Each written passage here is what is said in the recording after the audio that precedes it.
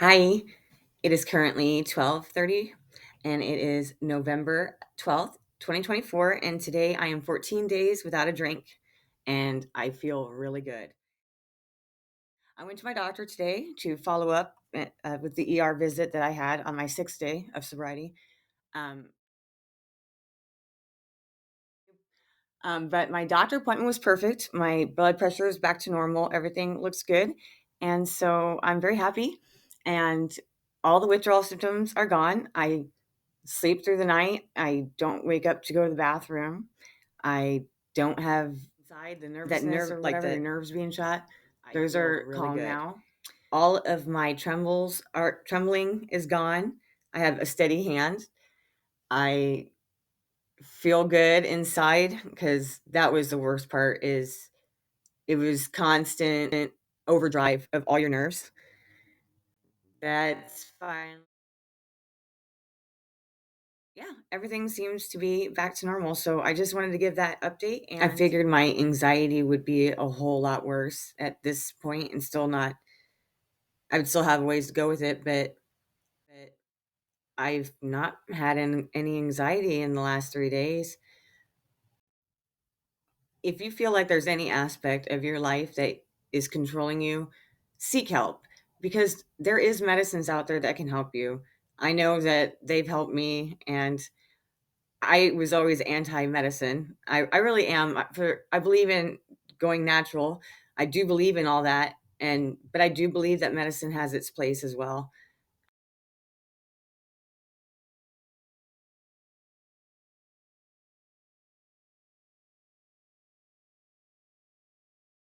There are things that lavender can't do for anxiety. That busboron, I think I'm saying it right. This one, that it has worked for me, and it's still working.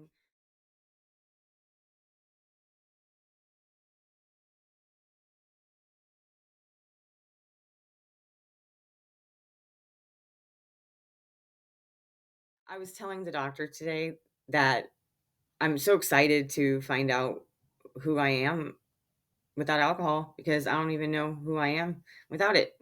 I know I feel good now. And I know I've quit before and have felt good, but I haven't grasped onto all of the things because I still had that wanting to go back to it eventually. So I wasn't wanting to see the negative. Rose colored glasses, that's what I was looking through. Yeah.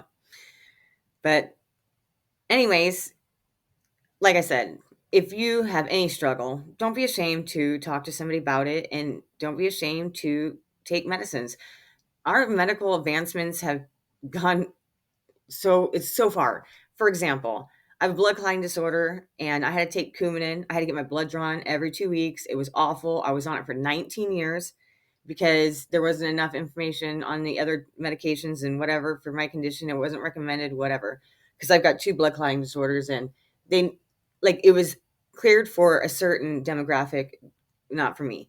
So, but as of about 6 months ago, they told me that I could go on Xarelto, and it's been life changing. Honestly, that's when I really you appreciate medicine in that time. Sometimes you need medicine. There is there is good in medicine as well.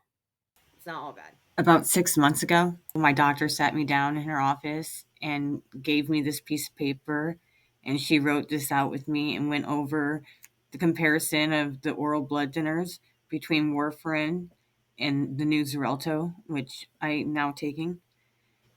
And you can pause if you need to read more, but this day was absolutely one of the best days of my life outside of my children's birth and them graduating and then of course them having kids and getting married, but this is definitely up there. If you know anyone who has taken warfarin or Coumadin, then you know that they have to be careful about things that they eat, such as food that contains vitamin K. They have to be careful with a lot of herbs, and those are things that I love. The risks of warfarin in comparison to Xarelto are so great. So now that everything is back to equilibrium, my blood pressure, my temperature, my body regulation is getting back to normal. And It's still a little bit, but sometimes girls just get cold. Maybe I'm just having that. I just hadn't had that for a while, so but I do remember I used to be like that, so maybe that's just me without alcohol. As I've said, I've been very regimented in this journey of my sobriety. I've been making sobriety my business, and I've put down clear boundaries. I've sat down and I've looked at my relationships and I've seen where I needed to put down boundaries. And so I did that. And people don't like it when you put down boundaries. But if they don't like it when you put down boundaries, or if they can't accept those boundaries, then you got to let them out of your life because they're your boundaries and they can't be crossed. And if somebody crosses them, they got to go. And that's sad because some people you've known for a while that you've cared about, that you've had true friendships with, but if they can't accept your boundaries, are they really your friend? One of the most important things one has to do to ensure their sobriety is have boundaries. That's one of the most important things. To maintain sobriety, you have to know what you can and cannot accept in your life and be very clear, because your mental health is fragile at the time, and you have to protect it at all costs. And if it makes you look like you're the crazy one, then who cares? Who are you trying to convince? I don't feel very crazy. So, I don't know. Don't let anyone else tell you who you are either. Define yourself in your own mind who you are. That way, no one can tell you otherwise. Because you can have 5 people and ask them what they think of you, and each one will have a different answer. Each one. And guess what? Each one will be different from the answer that you have about yourself in your own mind. So don't let other people define you. Define yourself. And if you don't know who you are, find it. Start by looking who you admire. Take on their attributes. Seek it. To become better tomorrow than you were today, that should be your only mission, and just keep going, because that's the road to happiness. Happiness is on that path, I think. As long as you're on that path, that's happiness. And sadness will come, but joy will come in the morning, you know? We'll have emotions, but they'll be fleeting. But you won't be living in a life of misery. Remember this: there are people waiting for you to fail. They just can't wait. They're betting on you to fail. They need you to fail, because as long as you're doing that, then it's the attention's off them or something, I think is what it is. I don't know what it is. Maybe narcissism, just, I have no idea.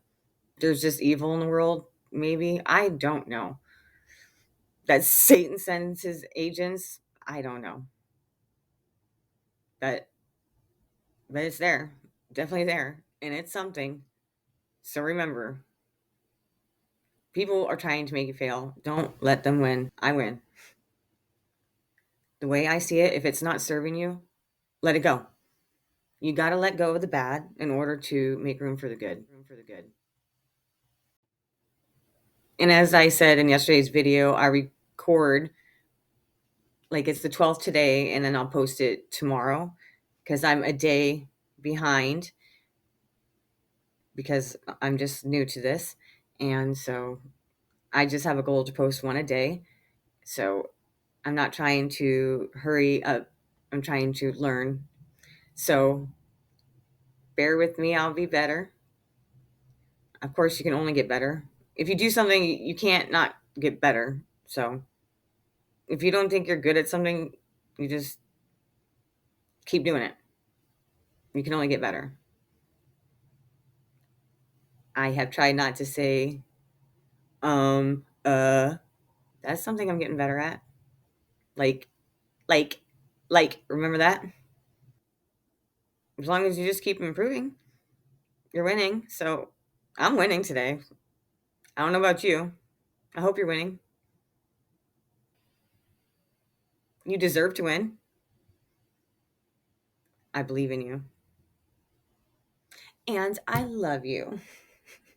Oh, okay. Now it is time for me to get started on the editing so I can get yesterday's video up and loaded before it gets to be too late. Okay. Have a fabulous day or night, whatever, wherever. Bye.